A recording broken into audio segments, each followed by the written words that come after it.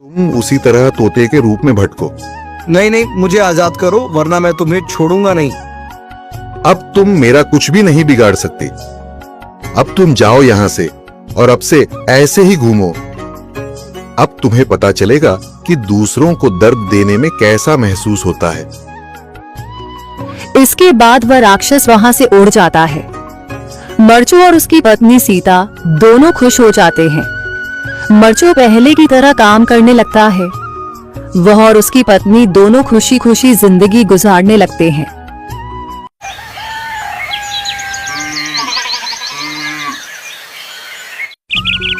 मरचू जंगल से लकड़ियां काटकर बाजार में बेचने गया, लेकिन उसे लकड़ियों के अच्छे दाम नहीं मिले। इस पर मरचू ने कहा, अरे भैया, इतने कम पैसे?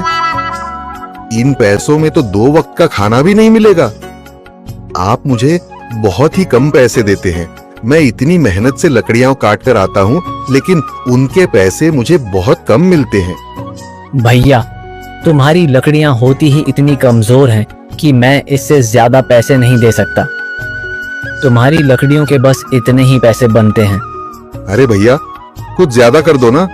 वो क्या है ना कि इन पैसों का तो कुछ भी नहीं आता। मैं अपनी जिंदगी कैसे गुजारूंगा? भैया, तुम जाकर अच्छी लकड़ियां लाओ, तभी इन लकड़ियों का अच्छा दाम मिल पाएगा, वरना इन लकड़ियों का तो यही दाम है। ये सुनकर मरचू बहुत ज्यादा परेशान हो गया और पैसे लेकर किराने की दुकान से सामान खरीदकर घर आ गया। घर पहुंचते ही मरचू की पत्नी सीता ने कहा, जी, सामान ले आए आप? हाँ जी, सामान ले आया हूँ। सीता के चेहरे पर खुशी छा जाती है, लेकिन जब उसने सामान देखा, जी, इसमें तो बहुत थोड़ा सामान है।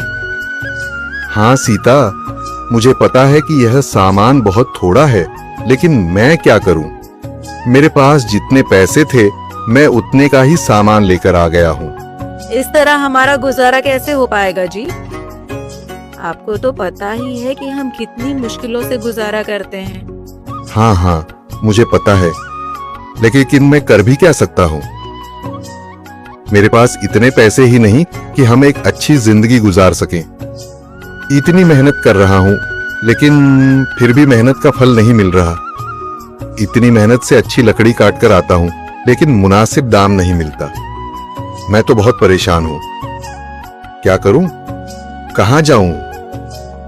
अरे जी, आप परेशान न हो, आप कोई और काम देख लें। मैंने कई बार काम तलाशने की कोशिश की, पर किसी ने भी मुझे काम नहीं दिया। ये सुनकर सीता भी काफी ज्यादा परेशान हो गई। मरचू से सीता की परेशानी नहीं देखी गई। उसने अपनी पत्नी सीता से कहा, मैं फिर से जंगल की ओर जा रहा हूँ। अरे जी, अभी मत जाइए ना, वैसे भी शाम हो रही है। आप कल चले जाइएगा, अभी मत जाइए। ठीक है, अगर तुम रोक रही हो तो मैं नहीं जाता। मैं कल चला जाऊंगा। इसके बाद मरचू गांव में घूमने के लिए चला गया। तभी उसे एक आदमी मिला और उसने कहा, कहाँ जा रहे हो भैया? और सुनाओ, क्या हाल चाल है? जिंदगी कैसे गुजर रही है? अरे भैया, तुम्हें तो पता है कि लकड़ियां काटकर कैसे गुजारा होता है। हाँ भैया, तुम सही कह रहे हो। और आसपास के जंगलों में अच्छी लकड़ियां भी नहीं है। इसके लिए तो जंगल के अंदर जाना पड़ेगा। पर जंगल के अंदर तो काफी सारे जंगली जानवर होंगे। मुझे बहुत डर लगता है भैया, मैं जंगल में कैसे जाऊंगा? हाँ भैया, जंगली जानवर तो होंगे, लेकिन अच्छी लकड़ियां तो वहीं से ही मिलेंगी। ये सुनकर मरचू बहुत ज्यादा परेशान हो गया, लेकिन वह आदमी बिल्कुल ठीक कह रहा था। जंगल के किनारे की सारी लकड़ियां कट चुकी थीं। अब सिर्फ जंगल के अंदर ही अच्छी लकड़ियां बची थीं। अगली सुबह मरचू